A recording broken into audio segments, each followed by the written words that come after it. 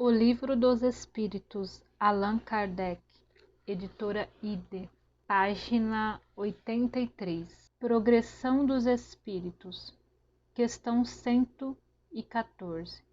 Os espíritos são bons ou maus por natureza, ou são eles mesmos que se melhoram?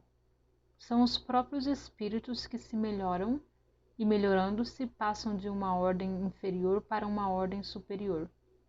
Questão 15. Entre os espíritos, alguns foram criados bons e outros maus? Deus criou todos os espíritos simples e ignorantes, quer dizer, sem ciência. Deu a cada um determinada missão com o fim de esclarecê-los e fazê-los alcançar progressivamente a perfeição para o conhecimento da verdade e para aproximá-los dele. A felicidade eterna e pura é para aqueles que alcançam essa perfeição. Os espíritos adquirem esses conhecimentos passando pelas provas que Deus lhes impõe. Alguns aceitam essas provas com submissão e alcançam mais prontamente o fim de sua destinação. Outros não as suportam senão murmurando e por suas faltas permanecem distanciados da perfeição e da felicidade prometida. Segundo isto, os espíritos seriam em sua origem, como são as crianças ignorantes e sem experiências, adquirindo pouco a pouco os conhecimentos que lhe faltam em percorrendo as diferentes fases da vida? Sim, a comparação é justa. A criança rebelde permanece ignorante e imperfeita. Segundo sua docilidade, ela aproveita mais ou menos. Todavia, a vida do homem tem um termo e a dos espíritos se estende ao infinito. Questão 116. Há espíritos que permanecerão perpetuamente nas ordens inferiores? Não. Todos se tornarão perfeitos. Eles mudam de ordem, mas lentamente, porque, como já dissemos de outra vez, um pai justo e misericordioso não pode banir eternamente seus filhos. Pretenderias, pois, que Deus, tão grande, tão bom, tão justo, fosse pior que vós mesmos? Questão 117. Depende dos espíritos apressar seu progresso para a perfeição? Certamente, eles o alcançam mais ou menos rapidamente segundo seu desejo e sua submissão à vontade de Deus. Uma criança dócil não se instrui mais rapidamente que uma criança insubmissa? Questão 118. Podem os espíritos degenerar? Não. À medida que avançam, compreendem o que os distancia da perfeição. Quando o espírito finda uma prova, fica com o conhecimento que não se esquece mais. Pode permanecer estacionário, mas não retrograda. Questão 119. Deus não poderia isentar os espíritos das provas que devem suportar para alcançarem a primeira ordem? Se eles tivessem sido criados perfeitos, não teriam mérito para desfrutar os benefícios dessa perfeição. Onde estaria o merecimento sem a luta? Aliás, a desigualdade que existe entre eles é necessária às suas personalidades, e a missão que eles cumprem nos diferentes graus da escala está nos desígnios da providência para a harmonia do universo. Visto que na vida social todos os homens podem alcançar as primeiras funções, igualmente poder-se-ia perguntar por que o soberano de um país não promove cada um dos seus soldados a general? Porque todos os empregados subalternos não são empregados superiores. Todos os estudantes não são mestres. Ora, entre a vida social e a espiritual há esta diferença. A primeira é limitada e não permite sempre alcançar todos os graus, enquanto a vida espiritual é indefinida e deixa a cada um a possibilidade de se elevar ao grau supremo. Questão 120. Todos os espíritos passam pela fieira do mal para alcançar o bem? Não pela fieira do mal, mas pela da ignorância. 121. Por que certos espíritos seguiram o caminho do bem e outros o do mal? Não têm eles o livre-arbítrio? Deus não os criou maus, criou-os simples e ignorantes, isto é, com aptidão tanto para o bem quanto para o mal. Aqueles que são maus assim se tornaram por sua vontade. Questão 122. Como podem os espíritos, em sua origem, quando não têm consciência de si mesmos, desfrutar da liberdade de escolha entre o bem e o mal?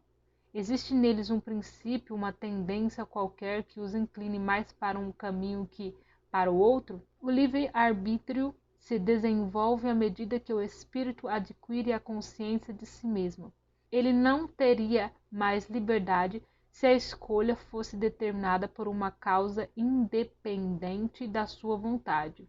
A causa não está nele, está fora dele, nas influências a que cede em virtude de sua vontade livre. É a grande figura da queda do homem e do pecado original. Alguns cederam à tentação, outros a resistiram. De onde provêm as influências que se exercem sobre ele? Dos espíritos imperfeitos, que procuram se aproximar para dominá-lo e que se alegram em fazê-lo sucumbir. Foi isso que se intentou simbolizar na figura de Satanás. Essa influência não se exerce sobre o espírito senão em sua origem? Ela o segue na sua vida de espírito até que tenha tanto império sobre si mesmo que os maus desistem de obsidiá-lo. Questão 123. Por que Deus tem permitido que os espíritos possam seguir o caminho do mal? Como ousais pedir a Deus contas dos seus atos? Pensais poder penetrar-lhes os desígnios? Todavia podeis dizer assim: a sabedoria de Deus está na liberdade que ele deixa a cada um de escolher, porque cada um tem o mérito de suas obras. Questão 124. Uma vez que há espíritos que, desde o princípio, seguem o caminho do bem absoluto e outros o do mal absoluto, deve haver sem dúvida degraus entre esses dois extremos? Sim, certamente, e é a grande maioria dos espíritos. Questão 125. Os espíritos que seguiram o caminho do mal poderão alcançar o mesmo grau de superioridade que os outros? Sim, porém, as eternidades serão para eles mais longas. Por essa expressão, as eternidades, se deve entender a ideia que os espíritos inferiores fazem da perpetuidade dos seus sofrimentos, visto que não lhes é dado anteverem seu termo, e essa ideia se renova em todas as provas, nas quais eles sucumbem. Questão 126. Os espíritos que alcançaram o grau supremo de perfeição, depois de passarem pelo mal, têm menos mérito que os outros aos olhos de Deus? Deus contempla os transviados de igual maneira e os ama com o mesmo coração. São chamados maus porque sucumbiram, não eram antes mais que simples espíritos. Questão 127. Os espíritos são criados iguais quanto às faculdades intelectuais? São criados iguais, mas, não sabendo de onde vêm, é preciso que o livre-arbítrio tenha o seu curso. Progridem mais ou menos rapidamente em inteligência quanto em moralidade. Os espíritos que seguiram desde o princípio o caminho do bem não são por isso espíritos perfeitos. Se não têm más tendências, precisam, porém, adquirir ainda a experiência e os conhecimentos necessários para alcançarem a perfeição.